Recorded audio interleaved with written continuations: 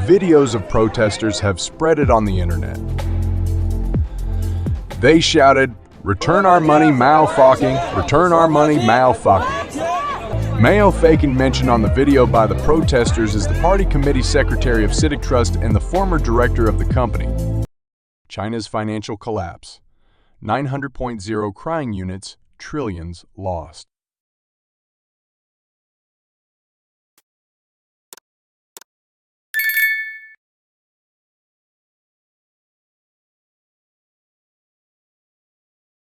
As the core financial investment platform of the Zongzi Group, CITIC Trust has recently been exposed for defaulting on payments.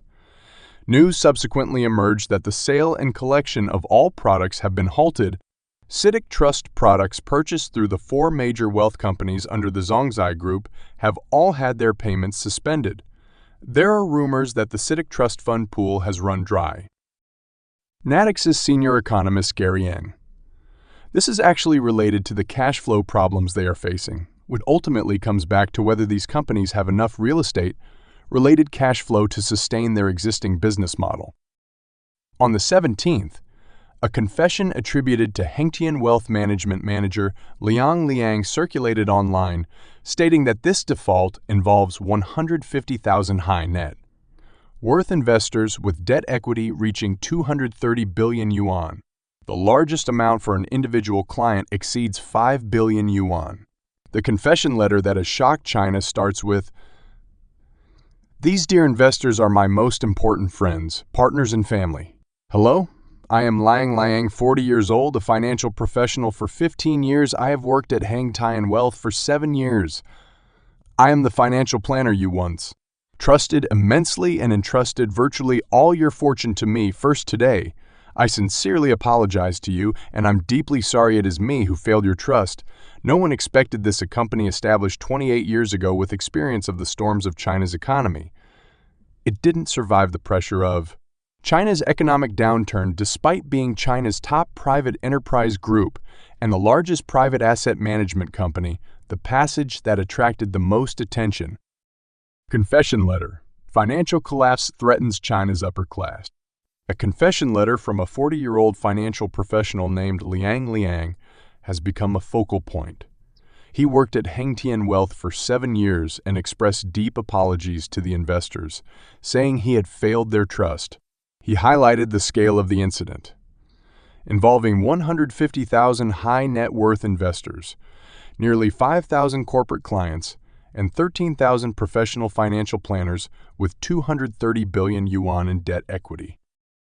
He mentioned that the company, despite its 28-year history and status as China's top private enterprise group, couldn't withstand China's economic downturn.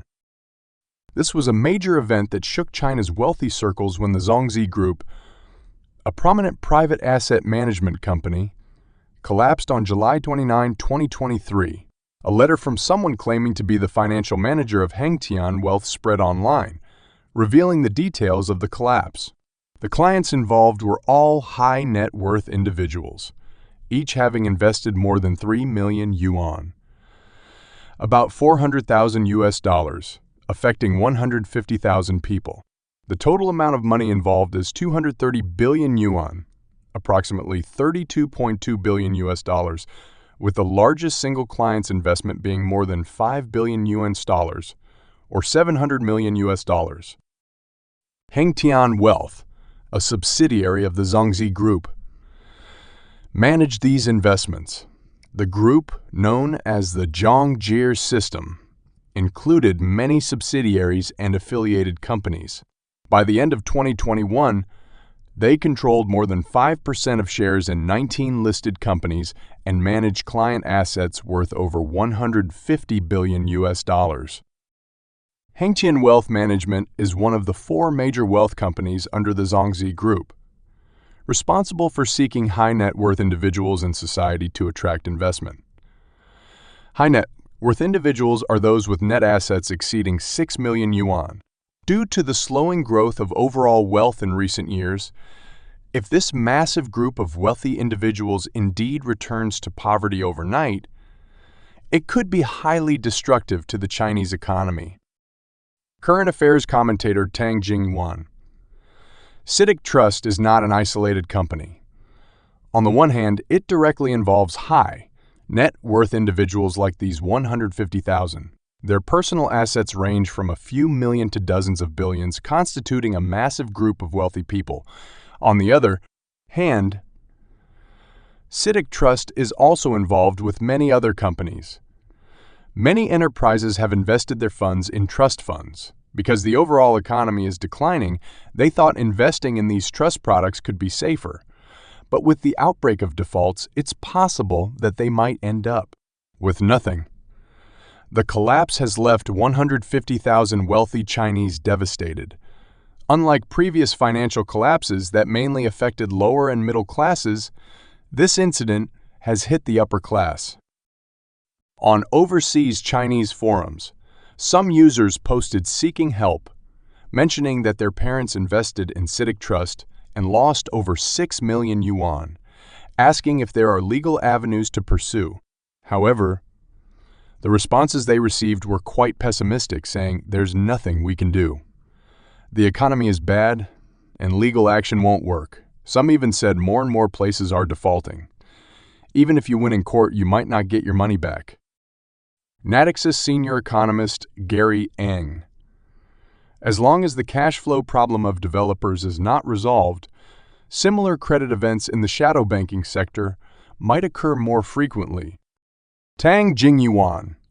As everyone knows, the real estate industry is a pillar industry of the Chinese economy. The real estate collapse triggered the collapse of financial trust institutions, and the collapse of the financial system, in turn, would deepen and intensify the real estate collapse. This could lead to a complete collapse of the Chinese economy.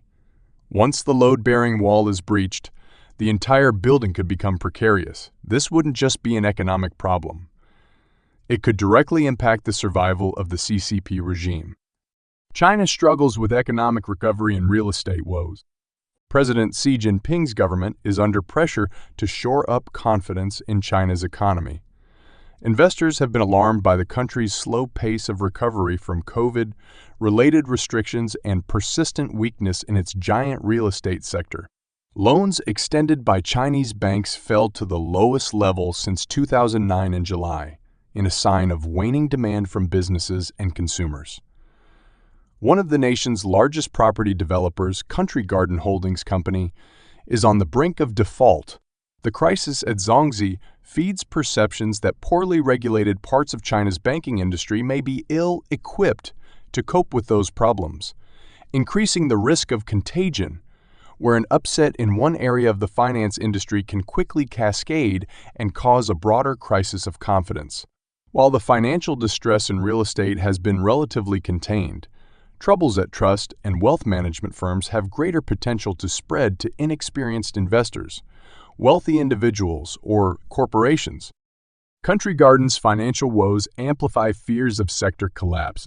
The crisis in China's real estate sector sparks concerns about potential widespread consequences, as illustrated by the alarming headline "China's property sector crisis fuels fears of contagion."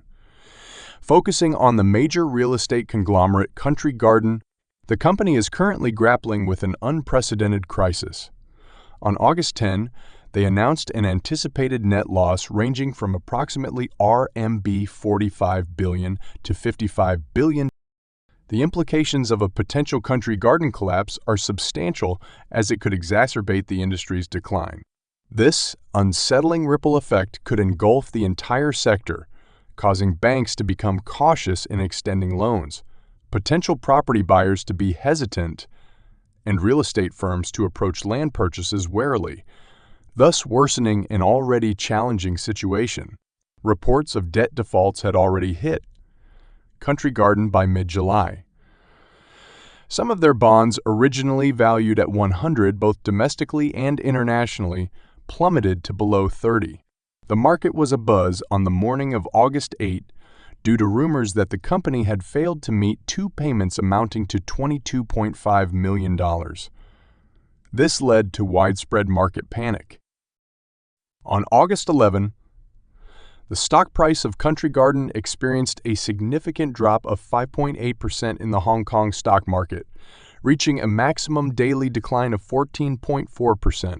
This plunge led to a historic low of HKD 0.89, the lowest point since its previous record low of HKD 0.98 in October 2008. The company's stock price has witnessed a staggering 60% decline over the course of this year.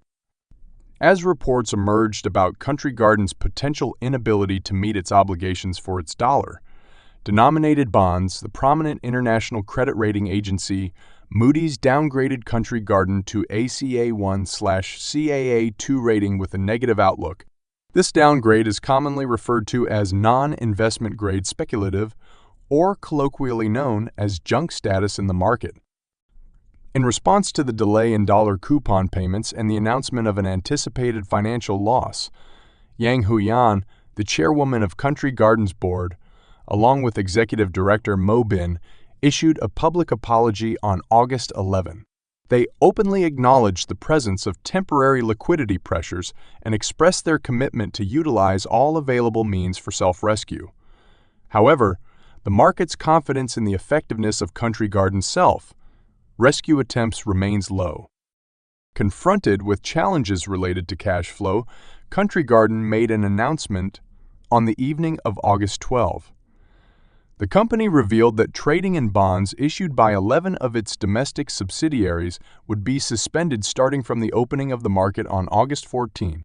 The exact date for the resumption of trading is yet to be determined. Notably, the total value of these suspended bonds surpasses RMB 16 billion. Experts within the industry are analyzing the situation and concluding that Country Garden's crisis is deepening, raising concerns about the company's financial stability and its potential impact on the broader market. Country Garden, Evergrande, Zongzi, from riches to rags amid debt catastrophe. One reason is the slow sales growth. 2/3 of Country Garden's projects are located in China's third and fourth tier cities, where the housing market is more sluggish, and the appetite to buy has waned.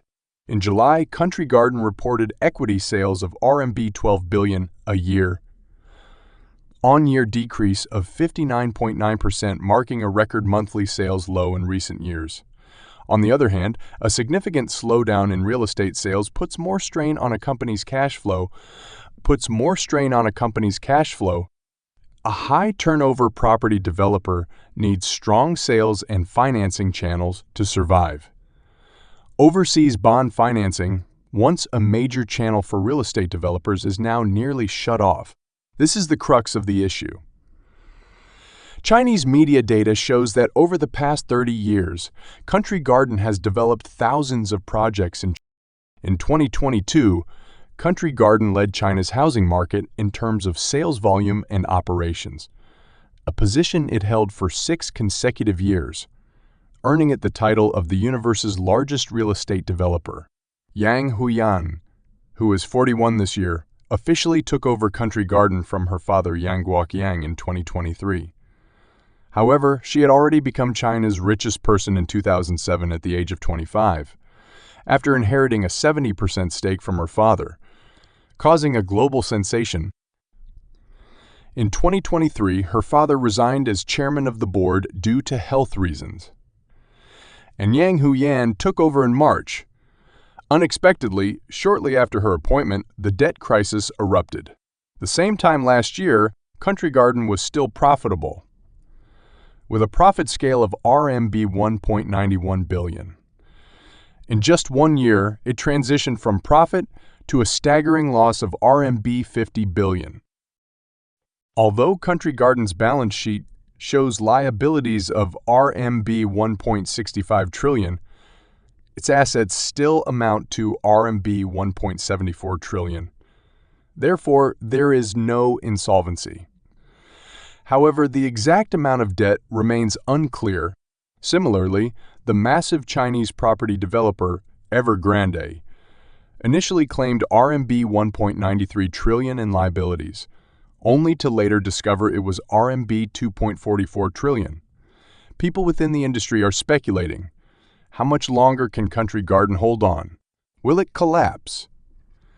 Executive Director of Country Garden Service Holdings Lai Changjiang and Non-Executive Director, as well as the Chairman of the Board, Yang Huiyan, also seem to sense the impending crisis. The management has recently tried to mitigate risks. On July 19th, Li Changjiang suddenly sold 3,227,900 shares of the company, cashing out approximately HKD 28,247,200. After the sale, Li Changjiang's stake in Country Garden Services was reduced to just 0.11. On July 30th, Yang Huiyan, the chairman of Country Garden's board, donated 20 of the equity in Country Garden Services, a total of CNY 6.4 billion, to the Guoqiang Public Welfare Foundation for charity purposes. The Guoqiang Public Welfare Foundation was established in 2013 by Yang Guoqiang, the founder of the Country Garden Group. This means that if Country Garden declares bankruptcy, the charitable foundation's assets cannot be liquidated. By donating shares, Country Garden aims to preserve some liquidity, but this action transfers risks to homebuyers, shareholders, creditors, and local governments. In reality, if Country Garden were to collapse, the consequences would be severe. Firstly, homebuyers who haven't yet taken possession of their properties would be devastated, with many likely having invested their life savings into their homes. Homeowners waiting for their properties would also face mounting pressures leading to loan defaults. Furthermore, the market would further depress, triggering a chain reaction that would affect the sales of other real estate companies and greatly impact their financial chains. If such a pessimistic sentiment continues to spread, the entire real estate sector will be in jeopardy. Data shows that last year, Country Garden delivered nearly 700,000 units, with a target of the same number this year. They've already completed 278,000 units in the first half of the year, and it's estimated that over 1 million units will be scheduled for delivery in the next 2 years combined. If Country Garden were to fall, over 1 million home buyers awaiting their homes would face tremendous hardships. Many might have emptied their life savings or even several generations' worth of savings to buy a house, coupled with significant mortgage debts. This would further exacerbate the financial struggles and poverty levels of these buyers. After the fall of Country Garden, many time bombs in the real estate sector might explode. Industries related to the housing sector, including home furnishings, lighting, appliances, decorations, and more, could experience a wave of bankruptcies. If one by one, the real estate developers face crises, it would result in tens of thousands of unemployed people in the industry chain, followed by homeowners unable to continue their mortgage payments. Furthermore, pessimistic economic sentiments might spread to other sectors, leading to reduced consumption, decreased corporate revenues, massive layoffs, and early mortgage repayments. This could strain the banking system. With the influx of unemployed individuals from the real estate sector into other industries, these industries might also face intensified competition. Ren Zeping, a renowned Chinese economist, posted on Weibo on August 11, urging support for top private real estate companies like Country Garden and Longfor Properties. He pointed out that if the leading real estate company collapses, it would shake market confidence, impede economic recovery, increase financial risk, affect housing expectations, and influence over 60 upstream and downstream industries, impacting employment for tens of millions. According to international experience, real estate is the mother of economic cycles. Out of 10 crises, 9 are related to real estate. Currently, it's not only Country Garden defaulting on its dollar bonds. Many Chinese real estate companies are facing similar pressures. Cheng Xiaonong, a Chinese economist, commented to Radio Free Asia on August 9 that Wall Street's primary concern is the inability to pay the upcoming debt interests, fearing larger figures in the near future. Both Country Garden and Evergrande are private enterprises. The Chinese government neither has the funds nor would it resort to fiscal subsidies to help them repay their debts. The only solution might be bank loans, meaning the banks would shoulder Country Garden's bad debts. Cheng said banks are primarily tasked with handling local government debt. The central government has instructed banks to buy local bonds, helping local governments manage their debt. This route is becoming more precarious for banks, and in such a scenario, it's unlikely for banks to shoulder Country Garden's debt. He also mentioned that Wall Street is not openly discussing that both Country Garden and Evergrande have foreign debts. They neither have RMB nor foreign exchange to settle their debts. Even if they could raise RMB to exchange for foreign currencies, the Chinese central government might not approve.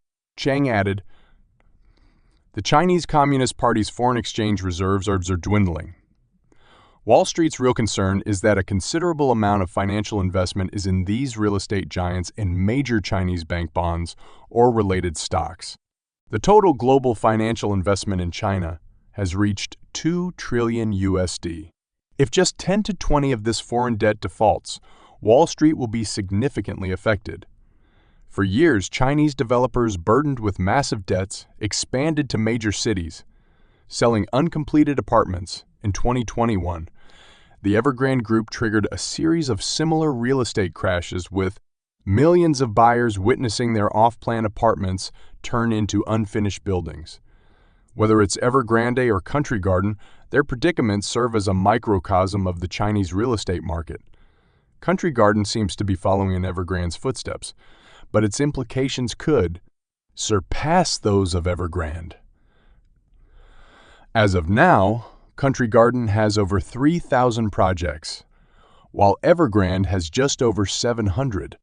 This indicates that Country Garden will have many more undelivered properties than Evergrande in the coming 2 years. Hence, Bloomberg states that with 4 times the number of development projects as Evergrande, the fallout from a potential default by Country Garden would be far more severe than Evergrande's collapse. When real estate companies fall, their bosses remain wealthy. However, the cost of unfinished projects is borne by the average citizen, representing a persistent societal issue under the rule of the CCP. The Chinese public's resentment towards the real estate industry has been simmering for years, often leading to street protests. Over the years, Country Garden, like most domestic real estate developers, has faced accusations of false advertising, defrauding buyers, using substandard materials, producing low-quality homes, misappropriating funds, delaying property deliveries, and violating construction regulations, resulting in government penalties. Country Garden teeters on the brink of collapse, alerting economists and market observers. They are concerned that, although CCP leaders have pledged to buoy the real estate market, they may not truly intervene to save it. On August 11, international affairs commentator Xi'an told Voice of America that the current economic situation is the most pressing issue for the Bidai conference. He highlighted the possible implosion of the real estate sector as a primary concern. Xi'an commented, "The repercussions of the real estate issue could be the most severe among all current problems. If it explodes, the Chinese economy would be in ruins. China is currently facing an unprecedented economic crisis in recent decades. The CCP, including Chinese President Xi Jinping's political aspirations, relies on the economy for resources. A prolonged economic crisis directly threatens the CCP's objectives, including Xi Jinping himself. Thus, the foremost issue is the economic crisis." Xi'an's analysis suggests that under nearly 11 years of Xi Jinping's rule, China has missed vital opportunities for development. The current economic downturn signifies the end of the prosperity initiated post-China's reform and opening up. Xi'an believes Xi Jinping's series of poor decisions have contributed to the governance crisis faced by the CCP today. He added, "I believe the second major crisis is a governance crisis. From the CCP's perspective, following the 20th Party Congress where Xi Jinping secured a third term, he has full control. The Japanese refer to this as a one-man system, meaning he has no rivals. In such a scenario, the emergence of a governance crisis is not an issue of power per se, but the CCP's diminished capacity to wield it. Despite having all the power, they lack the capability. The reasons are twofold. Firstly, Xi Jinping personally lacks the capacity to handle such vast authority.